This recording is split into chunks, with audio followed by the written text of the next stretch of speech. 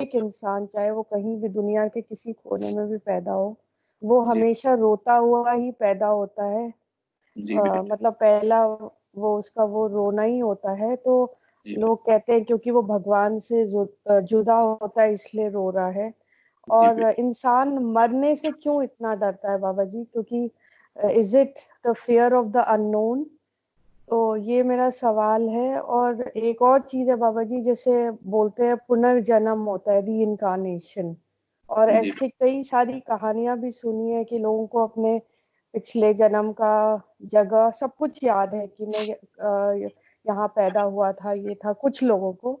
तो क्या ये मतलब इसमें कितनी सच्चाई है, क्या है री इनकारनेशन, क्या है बाबा जी? मेरे बेटे, मेरा जो मानना है, जो मेरी सर्च है, जितना कुछ मैंने अब तक इस चीज के बारे में समझा है कि री इनकारनेशन का कोई कंसेप्ट नहीं है। और मैं ऐसे किसी इंसान को नहीं मानता जो ये कहे कि जी मुझे मेरा पिछला जन्म याद है, पिछला टाइम याद है, ऐसे हुआ था या ऐसे हुआ था। अगर दुनिया में कोई बंदा ऐसा क्लेम करता है तो मेरा उसको चैलेंज है, मेरे सामने बैठ के आधे घंटे में मेरे प्रश्नों का उत्तर दे दे। मैं ऐसे प्रश्न करूंगा जो साबित होंगे और सीधे सीधे होंगे और हर सुनने वाले को समझ आएंगे। और मैं कोई ऐसा फिलॉसफी वाला उसको कोई प्रश्न नहीं डालूंगा कि जिसका वो उत्तर ना दे सके। अगर वो सच्चा हुआ तो आधे घंटे में साबित कर देगा, अगर वो झूठा हुआ तो आधे घंटे में साबित हो जाएगा कि ये सब के सब ढकोसले हैं। ऐसा कोई चीज नहीं। जो आपका पहला प्रश्न है वो मेरे दिल को छू गया है। आपने बहुत अच्छी बात की कि दुनिया के अंदर कहीं भी जन्म लेने वाला इंसान जब जन्म लेता है तो वो रोता है। और उसके बारे में जो भी आपने सुन रखा है कि वो चूंकि उससे पहले उसका ताल्लुक जो रब के साथ होता है वो ऐसा होता है कि जैसे हमने पहले भी एक दिन डिस्कस करा था कि ये जो टाइम हमें अपने माँ के पेट में बिताते हैं, उस टाइम में हमें हमारे मामे चाचे ताए बहन भाई सोसाइटी मोहल्ला कोई भी शख्स वहां हमारी किसी किस्म की कोई हेल्प नहीं कर रहा होता, हमारा कोई प्रॉब्लम सॉल्व नहीं कर रहा होता। वहां हमारे सारे के सारे प्रॉब्लम्स जो हैं वो सिर्फ रब सॉल्व कर रहा होता है। वहां हमारी रक्षा सिर्फ रब कर रहा होता है। वहां हमारी जरूरतें सिर्फ रब पूरी कर रहा होता है।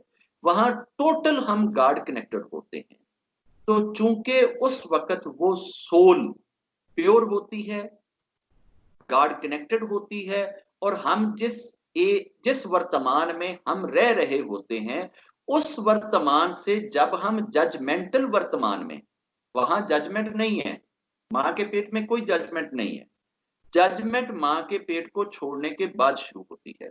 तो जो ही वो आत्मा जजमेंटल जोन में आती है, इस वर्तमान में इंटर होती है, तो सबसे पहला जो एक्शन इंसान की बॉडी करती है वो रोना ही होता है। कि वो इस चीज पे अफसोस करता है कि मैं किस जगह में आ गया, मैं वहां कितना अच्छा था और कितने मजे में मैं अपने खुदा से जुड़ा हुआ था।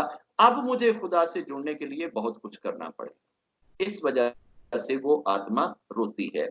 अगला जो प्रश्न आपने किया है कि इंसान मरने से इतना खौफजदा क्यों है, ये मैंने भी ये पिछले कोई मेरे ख्याल 17 अप्रैल से अब तक ये जितने सेशन किए हैं ये गार्ड कनेक्टिविटी पे ही किए हैं। और गार्ड कनेक्टिविटी की यही पहचान है कि आप मरने के लिए कितने तैयार हैं या आपको मरने से कितना खौफ आता है। अगर ते बाबा विनोद नु मरण दा खौफ हर वेले खाई जा रहा है, ओए यार मैं मर ना जावां, ओए यार मैं मर ना जावां, तो इसका मतलब है कि मैंने अभी तक रब के साथ अपनी कोई फ्रेंडशिप नहीं बनाई। जिस दिन मेरी रब के साथ दोस्ती बन जाती है, फ्रेंडशिप बन जाती है, और उस फ्रेंडशिप पे मुझे विश्वास हो जाए, मुझे यकीन हो जाए कि मेरा रब मेरा वाकई ही फ्रेंड है, तो फिर मैं एवरी टाइम तैयार हूं कि मेरे रब्बा तू जदों सदना चाहेगा मैं उदों ही तेरे को ले आ जाऊंगा। मैंने कोई एतराज नहीं। ठीक है, ये मेरे गार्ड कनेक्टेड होने की पहचान है कि अगर मैं गार्ड कनेक्टेड हूं तो फिर मुझे मौत का गम नहीं होएगा।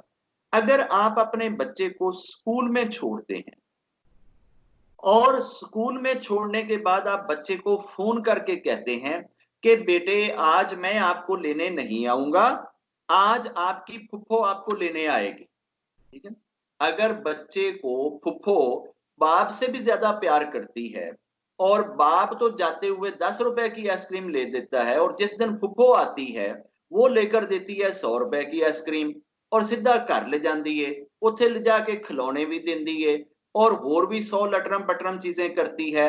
फिर शाम को जनाब वो उधर एक नियरेस्ट म्यूजियम में भी लेकर जाती है, फिर आपको वो घर छोड़ती है।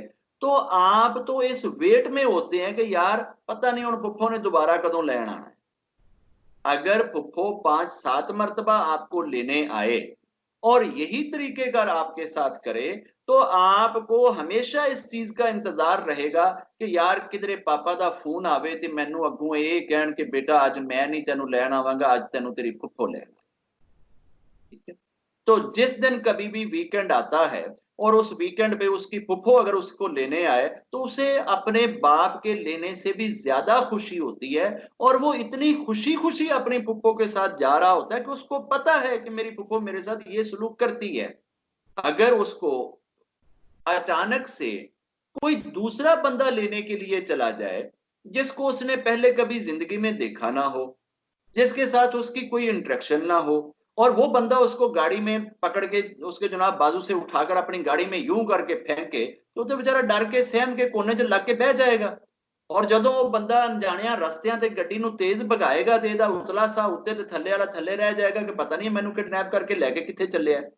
हम जब इस तरह का माहौल रब के साथ बना दें कि रब के साथ हम इतने अनजान हो जाएं, इतने अनजान हो जाएं कि जब रब के गण हमें लेने के लिए आए तो हमें बिल्कुल ऐसे लगे कि हमें तो कोई किडनैपर आ गया है और किडनैप करके पता नहीं कौन से अनजाने रास्तों पे ले जा रहा है, और वो रास्ते हमारे कोई देखे वाले नहीं है, और उनकी शक्लों से हमें खौफ आए, तो फिर यकीनन हम मौत के खौफ से हमेशा डरते रहेंगे।